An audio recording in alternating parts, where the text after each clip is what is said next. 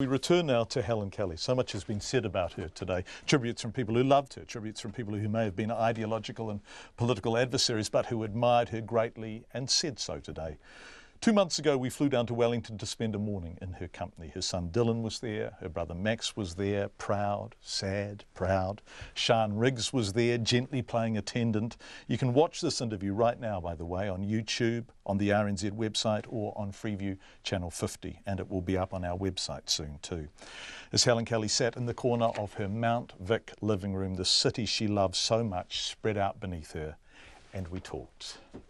Nice to see you, Helen. Nice to be here. Nice to have you here. Thank you. Thanks for having me. Who else is here? Who's Sian? What's Sian doing? Sian is the head of the Tertiary Education Union, actually, and she's here helping me. And the lovely Council of Trade Unions have got a roster. So in the mornings and the afternoons, people come round and make me tea and look after people like you and allow me to keep working. It's really lovely. So every morning and every afternoon, someone else turns up? Yeah. Ross Wilson's coming this afternoon. You know, there's nobody spared. It's just beautiful, actually. And that is the one thing about being sick. The generosity has been sensational.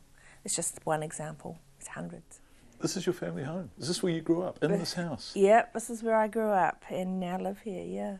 So I haven't strayed far from the next. No, from, yeah. Yeah. I mean, it's a beautiful place. And it's a beautiful place. yeah.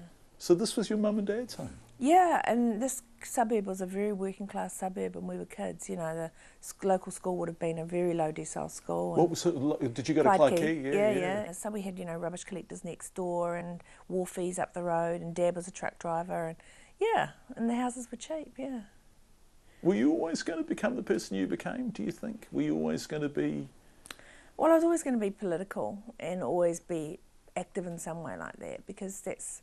The whole family was political, active, you know, and still is. And brave too, right? I mean, there's all sorts of ways of being political, isn't there?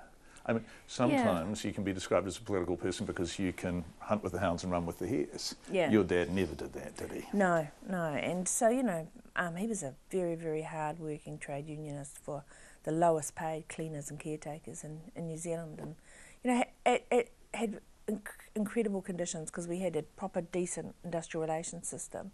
So, you know, cleaners and caretakers had a decent wage, permanent work, centrally funded from the government and schools and things. When you look at how all of that work has deteriorated, he would be heartbroken, you know, to see what's now happening with caretakers and cleaners. 16 different employers each year contracting out to lower and lower prices. You know, no permanent sort of caretakery type jobs anymore. You know, when you think of the atmosphere that we organised in with him now, how workers are, it's quite distressing, really. The casualisation of jobs and the farming out of contracts. Yeah, and when someone gets a decent job now with a contract, everyone's amazed and celebrates. Oh my God, my kid's got a good job, they've got a proper contract, the employer seems to want to train them. It's like a miracle. I don't know if you've noticed that. Whereas, yeah, I'm thinking about it, I think you're right, yeah. They've got an apprenticeship, how did that happen, you know? So things have really dramatically deteriorated, I think, for young workers. Did your dad ever, because people said horrible things about your dad, did he ever sort of sit in the corner and feel sorry for himself and think, I can't go and do it again tomorrow? They said wonderful things about him as well. Yeah, that's the contrast. I'm going to come back to that. Yeah, so he believed in what he was doing and knew that unions are essential public institutions, and without them, life is miserable. He was just, you know, determined about that, and he was right, and he was never ashamed of the work he was doing. Yeah, so... And all learned on the job, you know. He was a working class boy who didn't finish school and, you know, could write a sentence which was about 5 paragraphs long without a full stop. Yeah, things like that. Your eyes are sparkling. You're proud of him, eh? I am proud of him. We had a very good father and mother, and my mum's still alive. She's 90, yeah. But you know, they loved us and they included us. And what did they make you believe in? In equality and humanity, really. I think that everybody is of the same value. I think it was the primary thing, that when you saw somebody being treated in a way that you felt was unfair, it was because they were not being treated as a human being or as a citizen or, you know, as an equal. And that was the analysis that we were always taught. So that you were taught that as a child, right? Yeah, and we were taught about South Africa, we taught about Vietnam. Our parents were very active in Vietnam. So we learned it internationally as well as locally. You became a teacher. Briefly. I did. You studied law? Yeah, I studied teaching first. Yeah. And because that's what people did, right? And Is that what people did, or is that what, forgive me, girls or females or young women did? Yeah. And I wanted to be a teacher, and I loved teaching, although I only taught for a couple of years. But it's a fabulous job. I mean, it's the hardest job I'll ever do. It was harder than the CG president's job. It was absolutely non-stop, unfinished, constant pressure to teach in a class of 7-year-olds, 37-year-olds, and keep them all busy. And you go home and you think, oh my God, if I don't teach them, they won't learn. They're only 7. What's going to happen to them? I mean, you go home and you think, I didn't even talk to that kid today. You always have this guilt and be working away and working in the weekends. Was that about fairness? I think it was. I thought, well, if they're going to spend half their life in your class for a whole year, you probably had an obligation to them to sort of move them forward and teach them. And that was a skill which you didn't really understand yourself when you were a first-year teacher. Yeah. And when you became a union delegate, did that feel just right? Did that just fit? No, it felt like typical. I'm a first-year teacher and the school's going to lump me with this delegate's job. That was my first delegate's job. But I was pleased to do it because it was right in the middle of tomorrow's schools. It was right in that transition, and there was a lot of issues, and I was very interested in them. In those days, everything was structured and everyone was in the union. You had these branch meetings and that's what you did. I mean, those meetings are much more few and far between now, and they're about issues. So I think they're much more interesting. We've learned a lot about, having a topic that people, like teachers care about education, right? Yeah. Have an education union meeting about national standards or something. No, they absolutely can take it over and contribute, yeah. And so unions need to learn about how they engage workers and what the issues are that they're interested in. Yeah. How do unions even get to workers now? I mean, how do, for example, if you're a cleaner with Spotless, and I'm not picking on Spotless for any reason, it's just the first name that came to mind, how the hell does the union get to them? Well, this is part of the problem. We've got an industrial relations system that doesn't cover everybody, doesn't extend those international rights to all of those workers. So the forestry workers haven't got a shit show in hell. And farm workers, of having collective agreements, even though they've got the same international rights as you and me, of having access to the union, of being able to join a union easily without threat.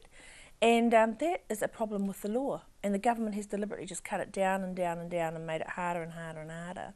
But also when the law changed in the 90s, it excluded the most vulnerable workers from coverage, and they've paid the price for it. When you say the most vulnerable, who are you talking about explicitly? Well, let's say, for example, forestry workers used to get 70% of the profit share, and they're now down to 30% over this period of the last 20 years. We tell the story of Charles Finlay, killed in the middle of the night, $16 an hour after 27 years in the bush. Well, what was he meant to do to change that? There's no union, there was no collective. There was no opportunity for him to collectively bargain, and his wages just went like this, and that forced him to work longer and longer and longer, and in the dark, and the forestry contract was screwed down. It's a legacy story of lack of recognition of equality and the need for people to earn a living when they're working. I mean, the deal is you go to work, you earn a living, you have a decent life, isn't it? If that's not the deal, we need to talk about it. If the deal is that you get up at 4 a.m, drive into the woods in the middle of winter and then work in the dark until someone drops a log on you, then that's not a great deal, really. You managed to achieve something remarkable in forestry because it was a terribly unsafe business, and that's not a crass shorthand, that's a statement of fact. People were dying at an alarming rate. It was incredible, wasn't it? Yeah.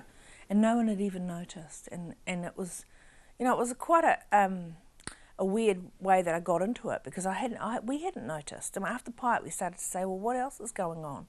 And it became transparent that this was a really big problem area, and that to give credit to the forest owners, they obviously knew they were getting close to the edge of what was acceptable anyway, but they have changed. So what was the worst year? 2012. How many people died in forestry? 10. And there's only 6,500 people on the payroll. So of the 6,500 on the payroll in 2012, over 1,000 of them were on ACC and had been on ACC for more than a year. So and only 12 prosecutions of 900 serious harm accidents. So we just got in there, took these private prosecutions, publicised the cases, gave a voice to the widows and the mothers and the people who had lost loved ones in the forest, and then we set up this inquiry. We won the inquiry. So someone was dying every 5 weeks. Yeah. And in terrible circumstances, not dying in normal, nothing's normal, but you know, just absolutely overworked, exhausted, bad wet weather gear, wind blowing over a tree on top of them. It's endless. And what's it fallen down to? What's the most recent year, do you know? Well, we understand that the accident rate, we've had about two or three deaths this year, which we were disappointed in because we had this whole period, like 15 months really, with no nobody. deaths. Yeah. But it's about 70% reduced in serious harm accidents, which is sensational, right? Yeah, sensational. And but it's actually made those families angry because they now know that, you know, their people didn't have to get hurt either. There'd been this initiative. One of the families that we worked with, their dad was killed, and the two boys are working in the forest. 40 minutes to call in his death, even though he was still alive. Didn't ring in the inspector, didn't ring in the ambulance or the helicopter. You know, this all came out in the coroner's hearing. 40 minutes? 40 minutes, which was what they did in Pike, right? They left 40 minutes before they rang in the explosion. With this man when he was killed, Dave McMurtry, when he was killed, the employer didn't ring it in for 40 minutes. And why was that, do you think? Well, in the coroner's hearing, when that became an issue, it was suggested that they were arguing about whether it was a helicopter or an ambulance. That was not been proven, so, you know, we hope that wasn't the case. But regardless, it's irrelevant. The WorkSafe thought it was okay that they waited that time, which we were furious about. Even in the coroner's hearing, we've got them saying, yeah, you know, if they were treating him, but it's just unsatisfactory. And of course, it reinforces what happened at Pike. You were shattered by Pike River, weren't you? Yeah. Well, it was the biggest industrial accident you and me will ever see, and there's a lot of responsibility to share around for Pike. The responsibility didn't settle anywhere. It just flew away. It was just incredible, wasn't it? And there was a case to answer that. They found that. It's unbelievable that they didn't go ahead with that. And that's not the only thing, actually. What is the Crown's responsibility to these families? They still haven't faced these families and said, we let you down too, and what's our liability? And we're not giving up on them. We're going to keep on going. And what we've learned from Liverpool and what the families got inspired by from Liverpool was keep going, because if you go away, that's what they're waiting for. You know, just keep going, find new angles, keep pushing, and that's what we intend to do. It's exhausting keeping going, isn't it? I was looking at Sonia Rockhouse and Anna Osborne the other day and thinking they must be so tired after 5.5 years. It's more exhausting not keeping going, mate. You see, that's the problem. Letting it go is more exhausting. Letting it go is just unacceptable. They won't let it go. And so we've got to support them, because I don't blame them for that. I wouldn't let it go. It was so outrageous. And you know, what are we doing now? Building stuff with bad steel and carrying on? Nothing's learned either. What would you change if you could, you know, if you were in the wand-waving business? It's things like that, mate. It's standards. It's about the health and safety stuff on farms. You know, why not reform it and help them to be safe? Why just assume farming is dangerous and we'll exclude them and we'll put up with it? Why does New Zealand do that? These are the things that, you know, I think we need to push back on. How are you spending your days? Oh man, I'm flat out. In fact, I've got to try and not be so flat out, because, you know, I want to go and spend more time with my mother and all those sorts of things. But we're not going to swing the camera around and look around the room, but your beautiful son, Dylan, yeah, you must be proud of him. Oh, he's adorable, isn't he? He is. Have you just met him? A bit cheeky, but. And your bro is here. And my brother, yeah, and then I've got a mum, and I've got a lovely husband, so that's sort of we're compact, but. Except you're not compact. I mean, you are one of the most loved people. Isn't it funny that, you know, 5 years ago, I know. Bloody Helen Kelly, why doesn't she shut up? I know. Now people are saying, more Helen Kelly. Yeah, we well, want they're saying more. that around the world with more left-wing politics is what they're calling it. No, sorry, I'm talking about you. I'm talking about you particularly, specifically. That's not big picture stuff. That's about you, isn't it? I don't know, but I'm enjoying the work I'm doing, and I'm really determined to try and finish off a few things, you know. What things?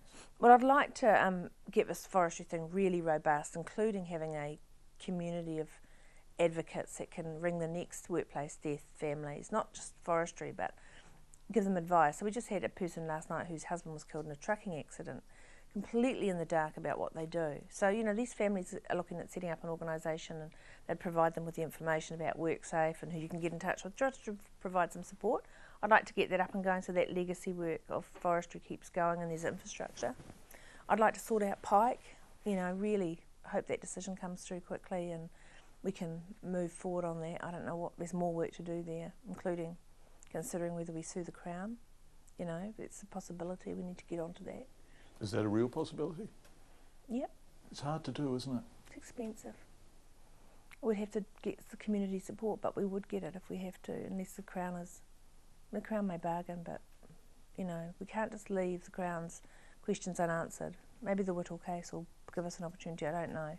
But, you know, we cannot leave Pike as it is. It's just not viable to say, oh, well, move on. We haven't learned enough from it, we haven't changed enough, and we haven't recognised our responsibility enough in it. So I'd like to see some progress on that. And then in farming, we've got to sort out the working conditions of farm workers. You know, they're all being underpaid. When MB go out and inspect, their labour inspectors, 2/3 are not being paid properly, let alone being paid safely or being paid decently, not being paid properly on the minimum code. So those are sort of the three areas I'm putting a lot of energy in, and then this Mr. Tally. What would you say to Mr. Tally? And we have to be careful of the laws of defamation. What would you say to him? I don't know, but I tell you what people say to me most is how, why? What do you mean, how, why? How is he like that? Why is he like that? I'm not going to explain his behaviour. I don't try and explain politicians' behaviour either. Each person behaves according to their own accountabilities and values, really. What are your accountabilities and values? Well, I feel very accountable to the people that pay union fees.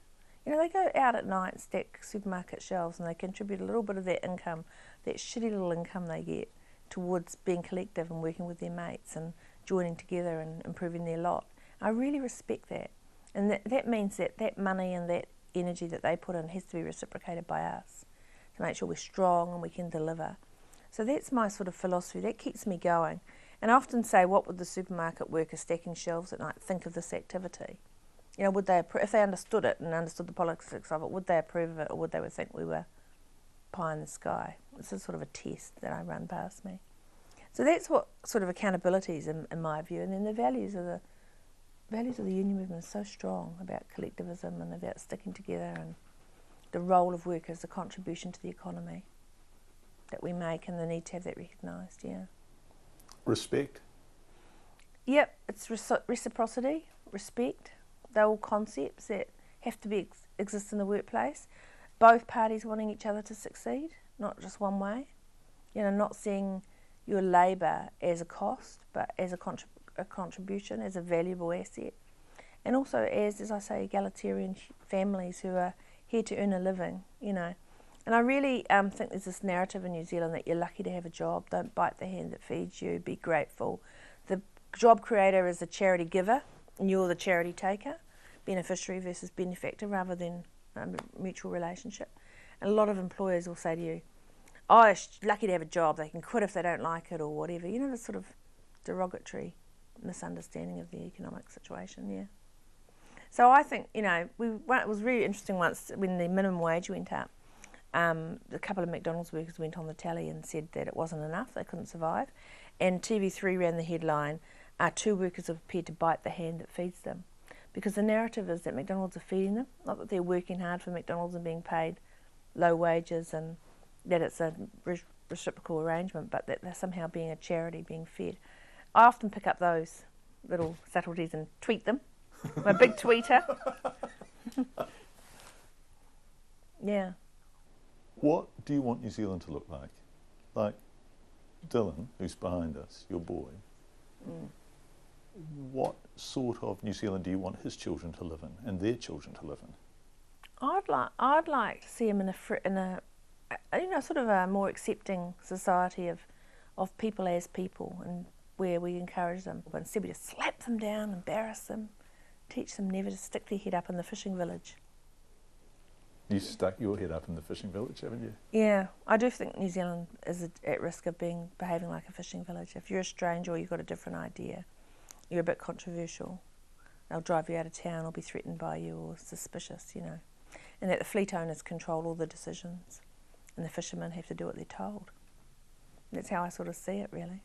It's not good for us. Helen Kelly, speaking at home in Mount Vic in Wellington 2 months ago. That interview, which you can see online if you were listening to it, was filmed by Claire Easton Farrelly and Bex Parsons King.